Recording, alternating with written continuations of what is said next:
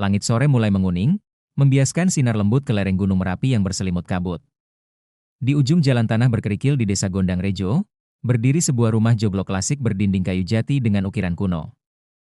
Aroma kemenyan tercium samar sejak dari pagar bambu, menandakan bahwa di dalam rumah itu tengah dilakukan ritual atau tirakat. Rumah itu milik Pak Darto, pria berusia 58 tahun yang berambut putih sebagian dan berkumis tebal. Sosoknya disegani bukan karena pangkat atau harta, melainkan karena ilmu kebatinan yang diyakini ia warisi dari buyutnya, seorang dukun terkenal pada zaman kolonial. Di ruang tengah rumahnya yang remang, Pak Darto tengah duduk bersila di depan sebuah altar kecil setinggi pinggang orang dewasa. Di atas altar itu terdapat patung kayu menyerupai manusia, keris tua, wadah berisi air kembang 7 rupa, serta beberapa sesajen, pisang raja, bunga melati, sebatang rokok kretek, dan segelas kopi hitam pahit. Asap dupa mengepul tenang, berputar naik ke langit-langit rumah. Di sekeliling ruangan, dinding dipenuhi rajah kuno, lembaran doa berbahasa Jawa Kawi, dan foto-foto orang yang pernah datang untuk disembuhkan. Suara Pak Darto terdengar lirih saat ia melantunkan mantra, "Ya roh leluhurku, roh penjaga gunung, roh penjaga tanah ini, datangi aku, bantu aku, beri pertanda." Suaranya serak. Matanya sesekali terpejam, namun sesekali terbuka, seperti sedang mencoba meyakinkan dirinya sendiri atas sesuatu yang tak ia yakini sepenuhnya. Karena dalam lubuk hatinya yang terdalam, Pak Darto tahu, patung itu tidak hidup. Keris itu hanya besi.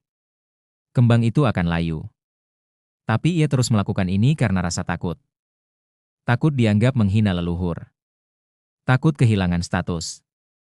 Takut dianggap durhaka oleh masyarakat.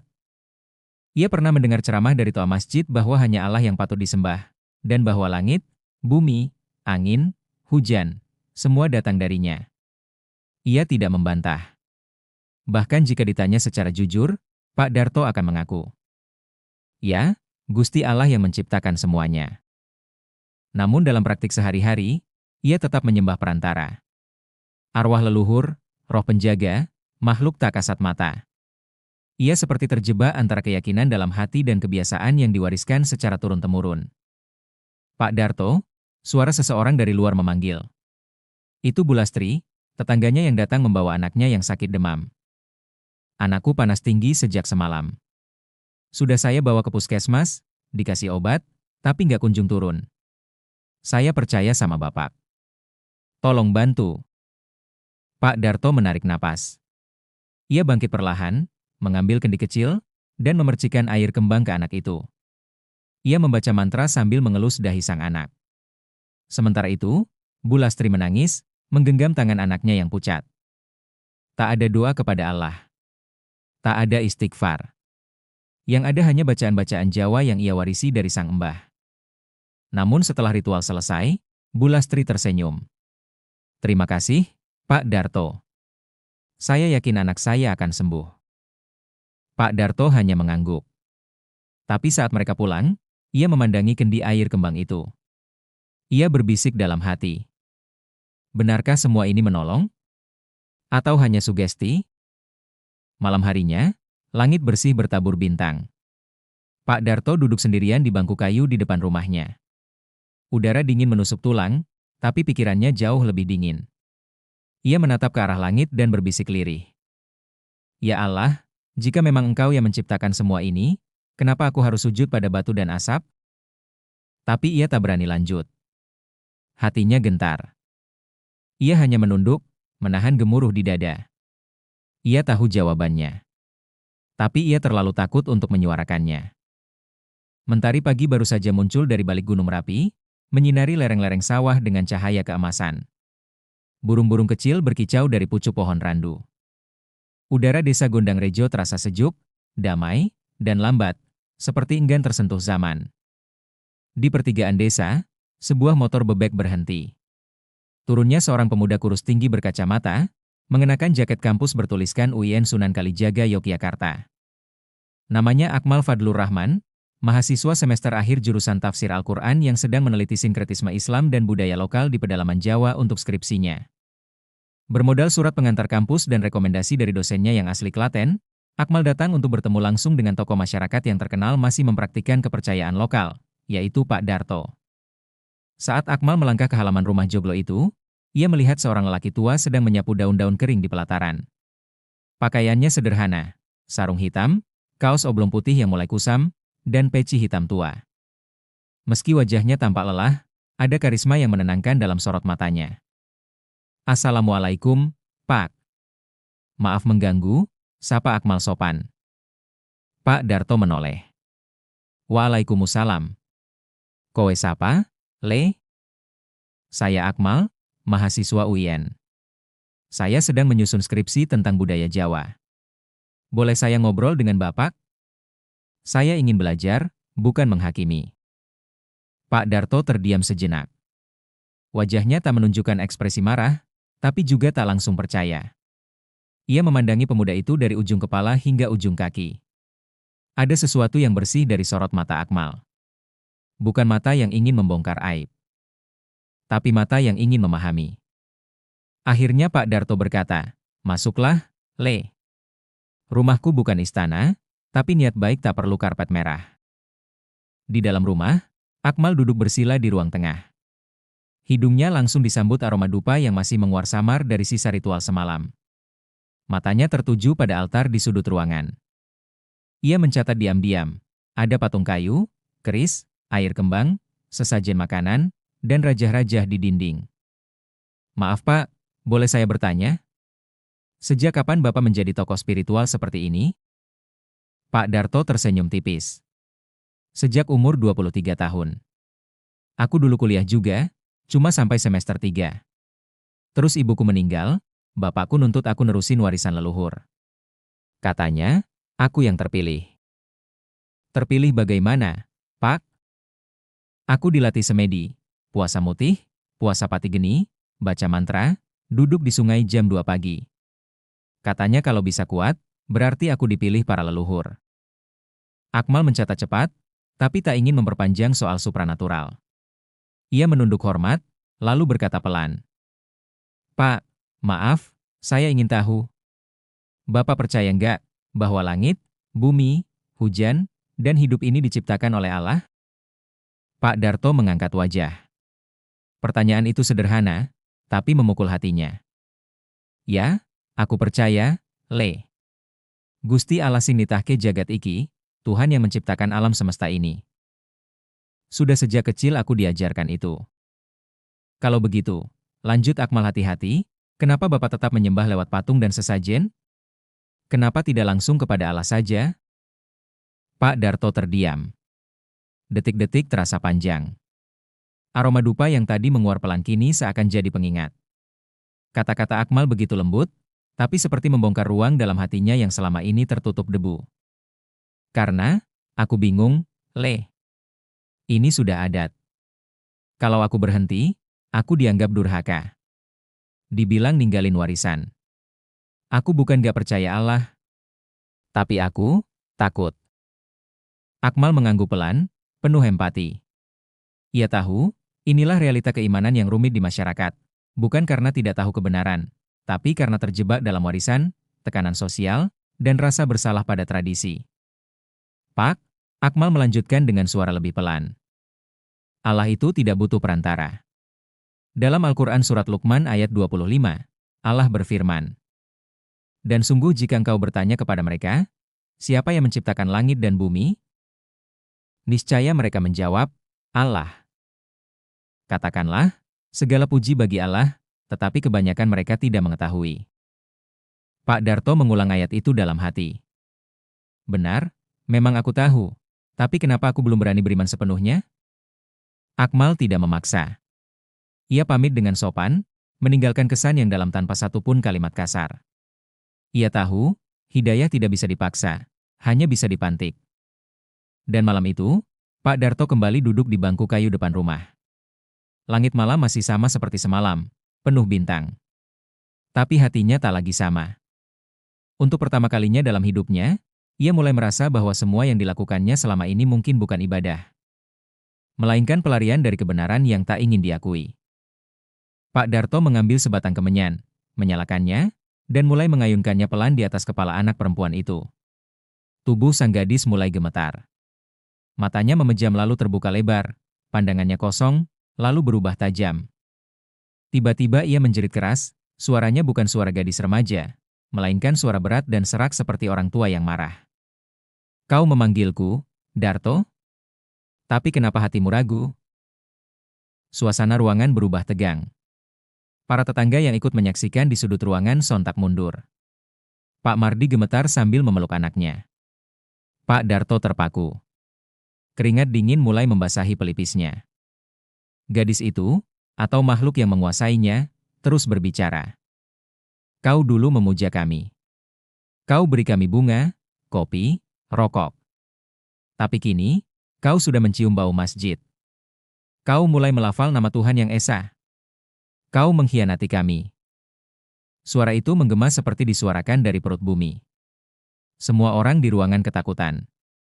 Salah satu tetangga mencoba menenangkan dengan membaca ayat kursi, tapi suara itu justru semakin liar. Dan saat itulah, Pak Darto jatuh terduduk.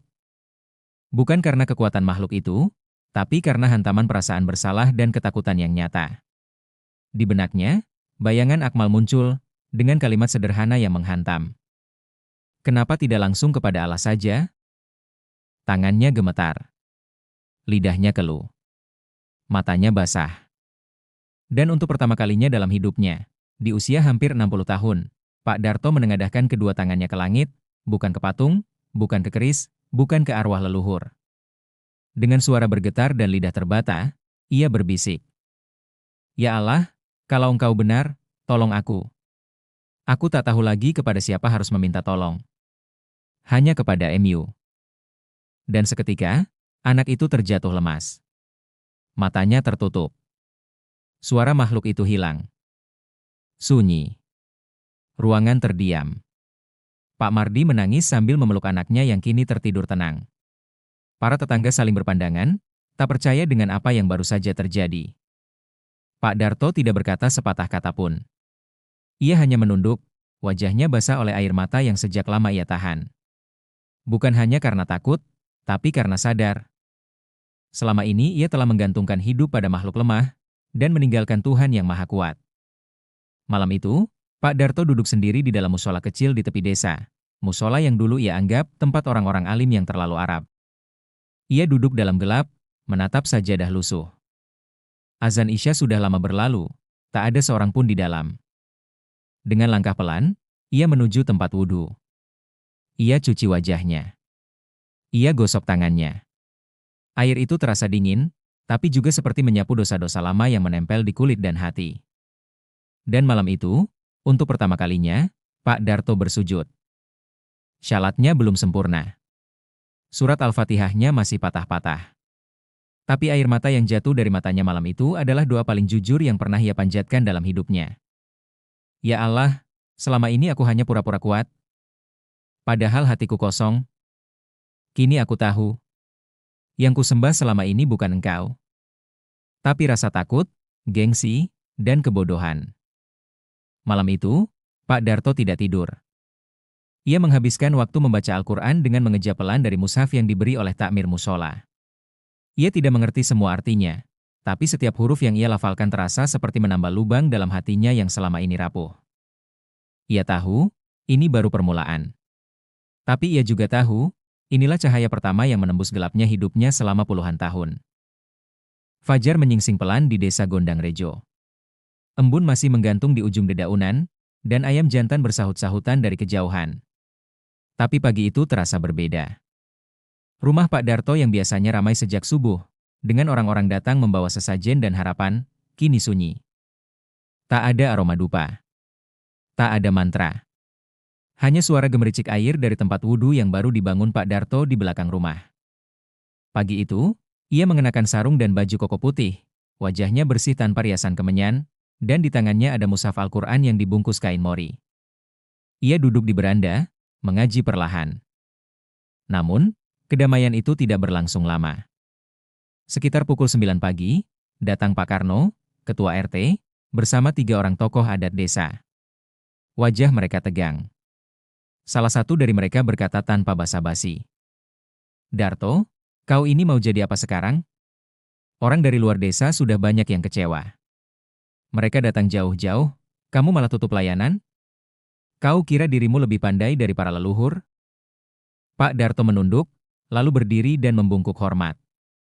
Saya minta maaf, Pak Karno. Saya sudah tak lagi bisa melakukan semua itu. Hati saya tak tenang. Saya tahu sekarang, saya dulu keliru. Pak Karno membentak, keliru? Jadi nenek moyang kita semua salah? Jangan sembarangan bicara, Darto. Kau bukan siapa-siapa kalau bukan karena warisan leluhur. Pak Darto tak menjawab. Ia hanya tersenyum, getir. Dalam hatinya, ia tahu, inilah harga dari hidayah, tidak semua orang akan mengerti. Dan tak semua keberanian dihargai. Siang harinya, ujian berikutnya datang dari orang yang paling ia cintai. Rini, anak perempuannya sematawayang, yang bekerja di kota sebagai staf marketing. Rini pulang tergesa-gesa setelah mendengar kabar dari tetangga bahwa ayahnya sudah berubah dan jadi aneh. Begitu tiba di rumah, Rini langsung menangis marah. Bapak kenapa? Kata orang, Bapak sudah nggak nerima tamu. Bapak pakai baju putih, rajin ke musola. Bapak itu bukan kiai, Pak. Bapak itu dukun. Itu yang bikin kita bisa makan. Pak Darto mencoba menenangkan. Tapi Rini seperti tersulut. Ia membuka lemari tua dan menunjuk altar kecil di sudut rumah yang kini kosong. Dulu Bapak bangga dengan semua ini. Sekarang semua dibuang? Demi apa, Pak? Pak Darto memandang wajah anaknya, lalu berkata dengan tenang. Demi Allah, Nak. Demi Allah yang selama ini aku tinggalkan. Aku baru sadar, aku mengajarkanmu untuk takut pada arwah, tapi tak pernah mengenalkanmu pada Tuhan. Maafkan Bapak. Rini memalingkan wajah. Ia berjalan ke kamarnya dan membanting pintu. Malam itu, rumah Pak Darto kembali sunyi. Tapi bukan sunyi karena ritual, melainkan sunyi karena keimanan sedang diuji. Oleh lingkungan, oleh keluarga, oleh dunia yang dulu menyanjungnya, kini mencemoohnya. Tapi Pak Darto tidak goyah. Ia terus pergi ke musola, membersihkan sajadah, mengumandangkan azan walau hanya untuk dirinya sendiri. Tak ada yang mengajak bicara. Bahkan sebagian warga menghindarinya. Namun, dalam sujudnya, ia merasa lebih diterima oleh Allah daripada ketika dulu dielu-elukan manusia. Ia tidak marah. Ia justru bersyukur. Karena ia tahu. Iman tanpa ujian, ibarat cahaya yang tak pernah melewati gelap. Seminggu berlalu. Pada malam Jumat, biasanya rumah Pak Darto ramai oleh orang-orang. Tapi malam itu, hanya ada satu suara. Suara Pak Darto membaca surah Al-Baqarah ayat 23, dengan suara gemetar namun penuh cinta. Zalikal kitabul la raiba fih, hudal lil muttaqin. Alladzina yuminuna bil ghaibi wa yuqimuna syala'ata. Dan di luar jendela, tanpa sepengetahuannya, Rini berdiri memandangi ayahnya dari kejauhan. Matanya berlinang. Ia belum masuk rumah. Tapi hatinya mulai goyah. Ia teringat masa kecil saat ayahnya menyuruhnya membawa sesajen ke kuburan. Tapi kini, ia melihat ayahnya bersujud dalam kesunyian yang penuh cahaya. Dan ia pun mulai bertanya pada dirinya sendiri. Apakah selama ini aku juga tersesat? Langit maghrib perlahan berganti menjadi kelam. Di luar rumah Pak Darto, bulan sabit menggantung rendah, membiaskan cahaya lembut ke atas genting. Angin malam bertiup tenang, membawa aroma tanah basah dan keheningan yang menyentuh. Di dalam rumah, Pak Darto baru saja menutup mushaf. Ia selesai membaca surah Luqman, surah yang kini menjadi pengingat hidupnya. Saat ia menunduk dan berdoa, suara pelan terdengar dari ambang pintu. Pak, boleh aku duduk? Pak Darto mendongak. Itu Rini, putrinya. Ia berdiri ragu di ambang pintu, mengenakan jaket kerja, celana jeans, dan tanpa alas kaki, tapi wajahnya terlihat berbeda. Tak ada lagi kemarahan, hanya mata yang merah dan basah. Pak Darto mengangguk pelan. Masuklah, Le. Rini duduk bersila di seberang sajadah ayahnya. Hening menguasai ruangan. Tak ada suara, hanya detak jam tua di dinding dan desir angin yang menerobos celah kayu. Setelah beberapa lama, Rini mulai berbicara, suaranya nyaris seperti bisikan. Pak, aku udah lama tahu Bapak sebenarnya nggak percaya sepenuhnya sama sesajen dan mantra. Kadang aku lihat Bapak nangis sendiri, tapi pura-pura kuat waktu orang datang. Pak Darto menunduk, dadanya terasa sesak. Dulu aku bangga Bapak dihormati orang. Tapi aku juga bingung, kenapa aku nggak pernah merasa tenang walau rumah kita banyak dikunjungi orang. Sekarang aku ngerti. Ia terdiam sejenak. Air mata jatuh ke tangan yang ia letakkan di pangkuan. Pak, ajari aku sholat.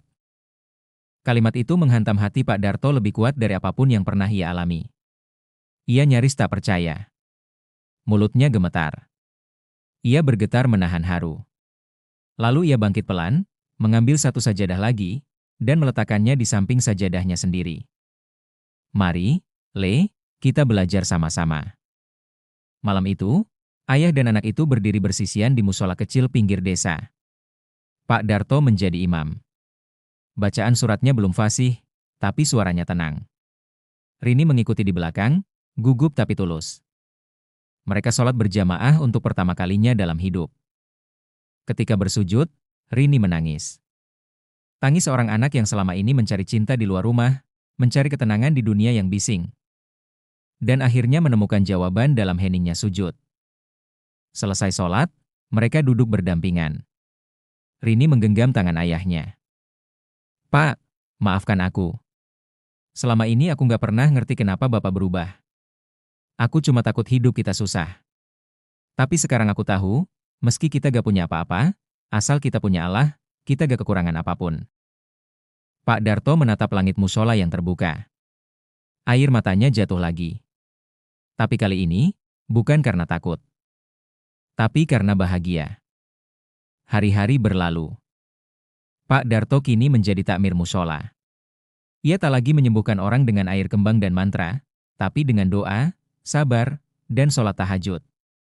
Ia sering duduk bersama anak-anak desa, mengajari mereka surat pendek, mengajak main sambil bercerita kisah Nabi. Beberapa warga yang dulu mencemooh, kini perlahan ikut mengaji. Bahkan Pak Karno, ketua RT yang dulu marah, diam-diam ikut sholat subuh di musola 3 hari berturut-turut.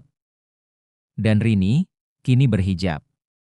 Ia masih bekerja di kota, tapi setiap akhir pekan pulang untuk membantu ayahnya mengajar ibu-ibu di desa cara membaca Al-Quran.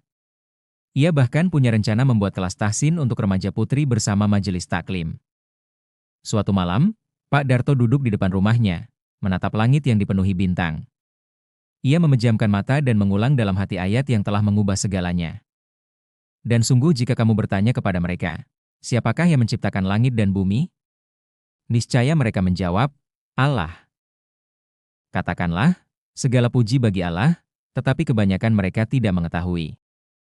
Quran Surat Luqman, 25. Kini, ia tahu.